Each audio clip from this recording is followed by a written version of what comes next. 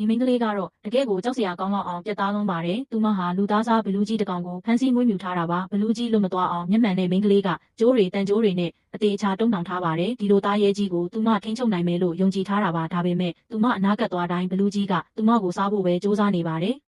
ဒေါသထွက်သွားတဲ့မိန်းကလေးဟာ32မီတာရှည်လျားတဲ့လှန်ရှည်ကြီးကိုဆွဲယူပြီးဘလူးကြီးရဲ့မျက်လုံးကိုတက်တက်မတ်မတ်ထိုးဆိုင်လိုက်သလိုနှလုံးသားကိုပါဖောက်ထွက်သွားအောင်ထိုးလိုက်ပါတယ်ကြည်ရတာတကယ်ကိုရင်နာစရာကောင်းပေမဲ့အံ့ဩစရာကောင်းတာကဒီဘလူးကြီးဟာဒဏ်ရာတွေချက်ချင်းပြန်ပြောက်ပြီးပြန်လဲကျန်းမာလာတာပါပဲတကယ်တော့ဒီမိန်းကလေးကဒီလောက်ကြီးမားတဲ့ဘလူးကြီးကိုမွေးမြူထားရတဲ့ရည်ရွယ်ချက်ကတခုတည်းပါအဲ့ဒါကတော့ဒီလိုမျိုးဘလူးတွေကိုဘလို့နီးလန်းနဲ့အသေးသက်နိုင်မလဲဆိုတာကိုလေ့လာစမ်းသပ်ဖို့ပဲဖြစ်ပါတယ်ဒီမိန်းကလေးကတော့တကယ့်ကိုကြောက်စရာကောင်းလောက်အောင်ပြတ်သားလွန်းပါတယ်။သူမဟာလူသားစားဘလူးကြီးတစ်ကောင်ကိုဖမ်းဆီးမွေးမြူထားတာပါ။ဘလူးကြီးလွတ်မသွားအောင်မျက်မှန်တဲ့မိန်းကလေးကကြိုးတွေတန်ကြိုးတွေနဲ့အသေးချာတုံ့နှောင်ထားပါတယ်။ဒီလိုသားရဲကြီးကိုသူမထိန်းချုပ်နိုင်မယ်လို့ယုံကြည်ထားတာပါ။ဒါပေမဲ့သူမအနာဂတ်သွားတိုင်းဘလူးကြီးကသူမကိုစားဖို့ပဲစူးစမ်းနေပါတယ်။